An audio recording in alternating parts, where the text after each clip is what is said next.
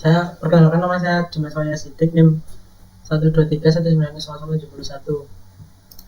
Nah, tes ini ada 3 soal. Yang pertama adalah studi kasus bagaimana tahapan dalam proses requirement engineering. Requirement engineering adalah proses di mana persyaratan untuk produk perangkat lunak dikumpulkan, dianalisis, didokumentasi, dan dikelola di seluruh siklus hidup rekayasa perangkat lunak, berkaitan dengan menafsirkan dan memahami tujuan, kebutuhan, dan keyakinan dari pihak yang berkepentingan atau klien. Pengumpulan data lah, uji kelayakan. Apakah layak secara teknis dan finansial untuk membangun sistem?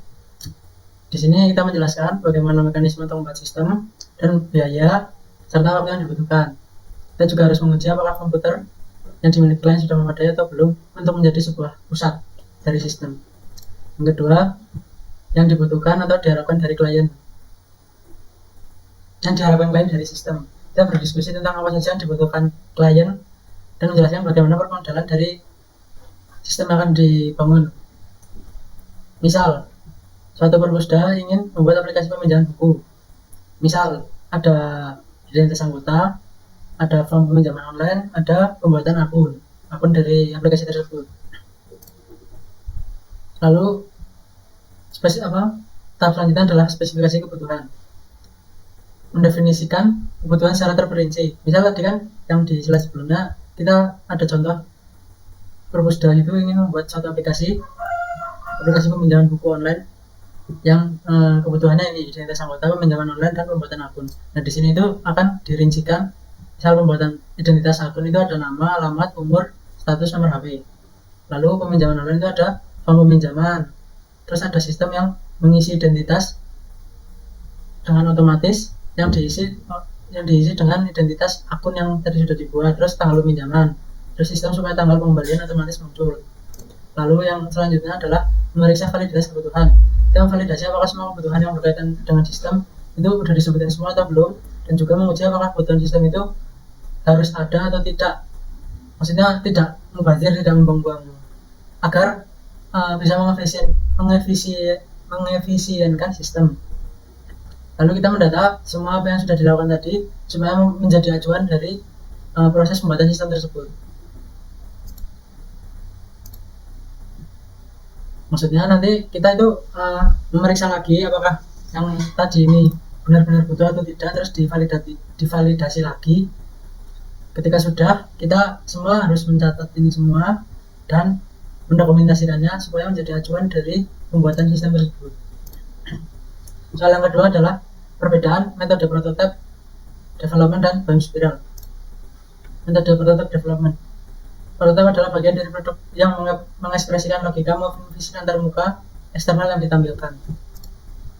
Langkah-langkah dari metode prototype ini mengulang kebutuhan, mendefinisikan kebutuhan dan format perangkat lunak. Maksudnya apa saja yang dibutuhkan dari perangkat lunak tersebut. Lalu membangun prototype, membuat rancangan sederhana itu seperti contoh awal. Setelah contoh jadi, nanti akan dikasih ke klien. Misal tadi aja kita memakai contoh yang pembuatan aplikasi peminjaman buku. Nah, pertama itu kita mengumpulkan semua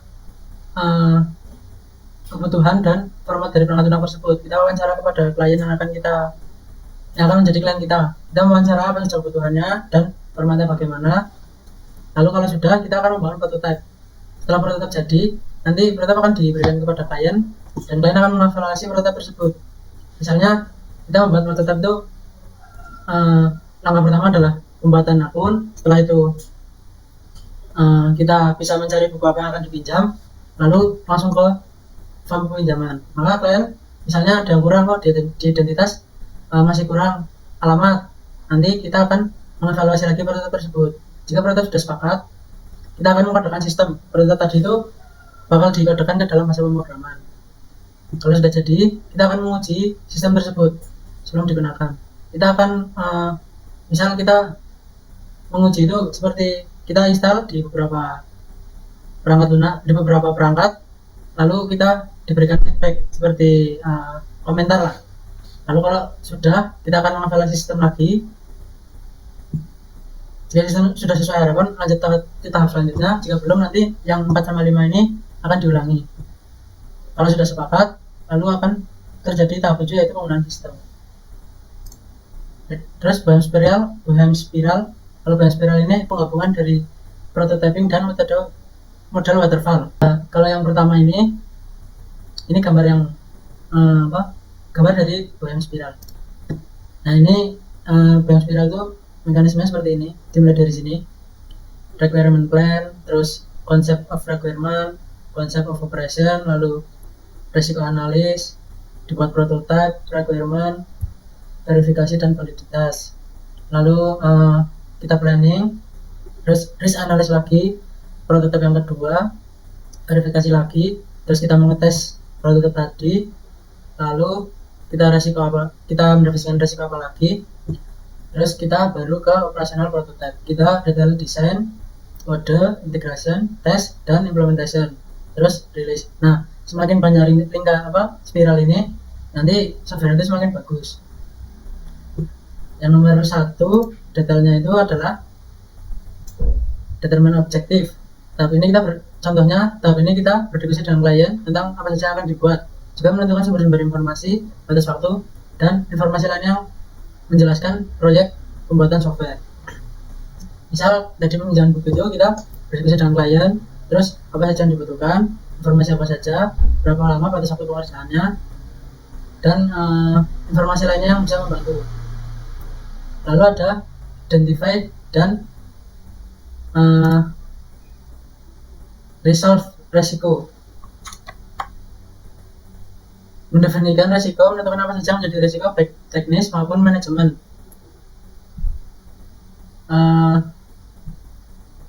Contohnya itu kita misalnya tadi, kalau misal ada identitas, itu resikonya akan ada alamat palsu atau akan ada apa, maka di sini nih ada requirement dan verifikasi validitas.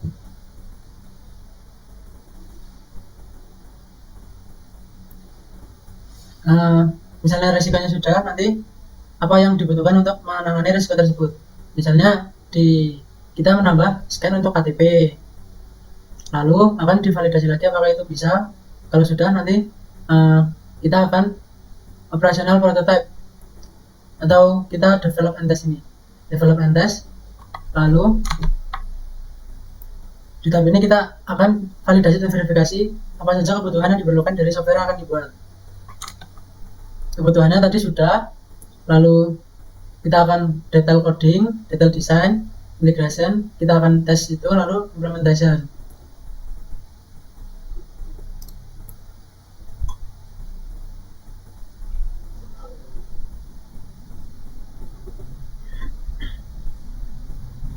Lalu ada plan and the next iteration.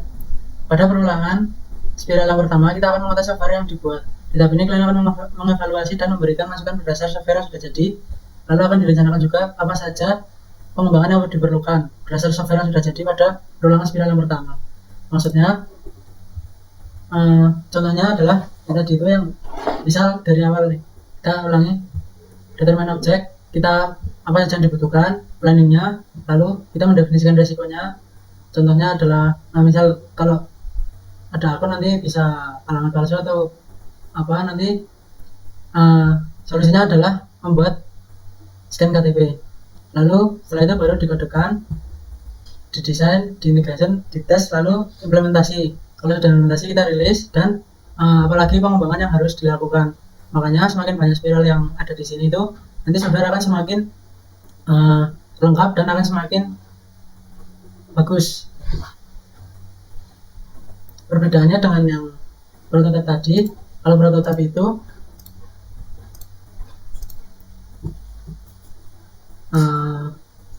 tadi prototipe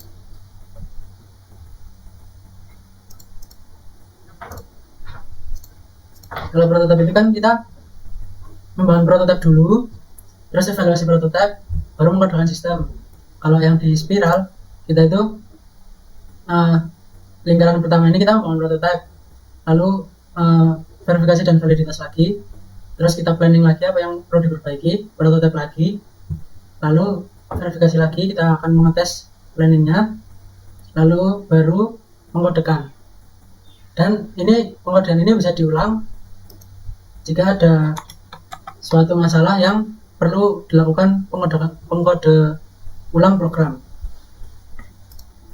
Dan nomor 3 ada metode Agile Software. Nah, di sini ada 12 prinsip dari Agile Software.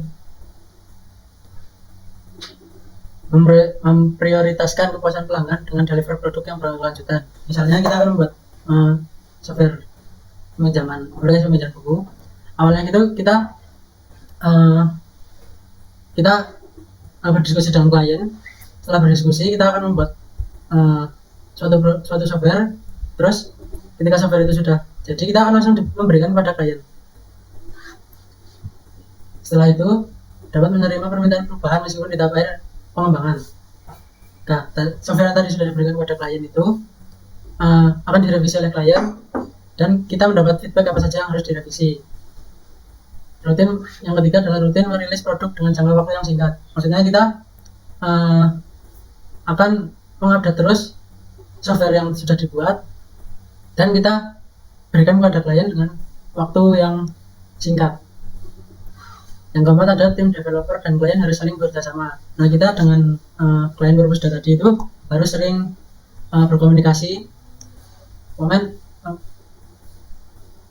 Yang penting itu harus saling berkomunikasi. Misalnya software ada masalah, harus cepat-cepat bilang ke developernya, dan developer juga harus sikap untuk memperbaiki kesalahan tersebut atau merevisi lah. Yang kelima adalah membangun produk di lingkungan yang berisi orang-orang berorientasi tinggi. Nah, kita harus membuat tim yang baik, maksudnya yang semangat kerja, yang yang bersemangat untuk bekerja lah, semangat coding. Komunikasi dilakukan. Yang keenam ada komunikasi dilakukan secara tatap muka. Komunikasi waktu kita berdiskusi dengan klien, waktu kita merevisi software dengan klien itu sebisa mungkin jangan pakai video conference atau telepon atau hanya dalam tulisan. Lebih baik kita duduk bersama, ngobrol, dan menentukan apa saja yang harus direvisi atau apa saja yang harus dibuat. Yang ketujuh ada perangkat lunak dapat bekerja dengan baik menjadi tolak ukur kemajuan tim. Software yang peminjaman buku tadi kita harus itu sebisa mungkin software harus bisa bekerja dengan baik dan sesuai dengan kebutuhan yang diharapkan kebutuhan klien atau harapan yang diharapkan oleh klien. Yang kedelapan ada pengembangan perangkat lunak yang berkelanjutan. Misal software sudah jadi, kita akan terus melakukan pengembangan pada perangkat lunak tersebut secara berkelanjutan. Misalnya aplikasi buku tadi, kita perlu misal database itu sudah terlalu penuh, kita perlu pengembangan lebih untuk memperbesar database-nya, atau kita harus membuat tampilan baru karena yang tampilan lama itu sudah terlalu jadul misalnya. Yang kesembilan, memberikan perhatian pada keunggulan teknis dan desain. Kita harus membuat software itu yang bagus, misalnya dari segi tampilan itu harus menarik atau harus sesuai dengan perpustakaan. Kalau untuk yang tadi contohnya software aplikasi peminjaman itu harus sesuai dengan perpustakaan, dari warna atau background dan lain-lain. Dan juga keunggulan teknis, maksudnya kita harus jangan sampai ada kesalahan teknis maupun kesalahan-kesalahan misalnya mekanisme atau langkah-langkah dari peminjaman buku tersebut. Nah, sebelum ada kesederhanaan, walaupun tadi desainnya itu harus menarik, tetapi jangan terlalu ramai atau jangan berlebihan. Kita tetap harus simple supaya tidak terlihat norak. Yang 11 ada tim harus mampu mengorganisir diri sendiri. Maksudnya bisa memutuskan siapa, kapan, dan bagaimana menyelesaikan suatu pekerjaan. Contohnya dalam aplikasi pembuatan software itu, dalam tim itu harus misal ada pembuat desain, ada pembuat sistem database, ada pembuat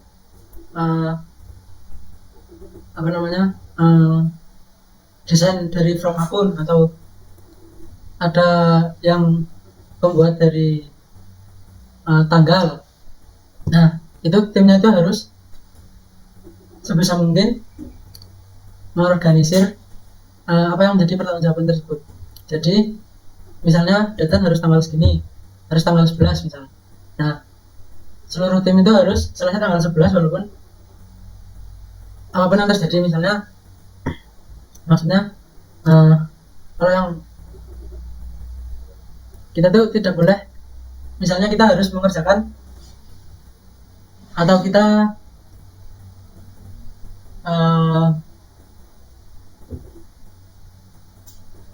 kita tuh membagi-bagi tugas, bukan kita melanjutkan pekerjaan orang lain. Jadinya kalau sudah jadi semua itu baru digabung. Yang ke-12, secara berkala tim akan melakukan refleksi mengenai cara bekerja yang lebih efektif. Maksudnya dengan memegang prinsip ini Anda akan terbantu dalam menciptakan lingkungan pengembangan yang fleksibel serta berfokus pada peningkatan cara kerja yang lebih efektif untuk seluruh anggota tim. Maksudnya jangan terlalu sibuk ngoding atau kita terlalu sepanang, sekali-kali kita harus refreshing lah. Kesimpulannya, metode Agile Software Development ini akan membantu Anda mengembangkan produk di mana kebutuhan bisnis terus berubah. Meskipun demikian, dalam pengerjaannya Anda harus memahami 4 nilai dan 12 prinsip utama yang ada di dalamnya. Maksudnya kan Agile ini adalah metode yang fleksibel terhadap perubahan. Jadi misalnya di tengah-tengah jalan ada suatu perubahan atau ada kebutuhan yang berubah, maka dengan cepat akan diperbaiki software tersebut. Mungkin cukup sekian dari saya. Ini adalah jawaban dari UTS. Terima kasih sudah menonton. Assalamualaikum warahmatullahi wabarakatuh.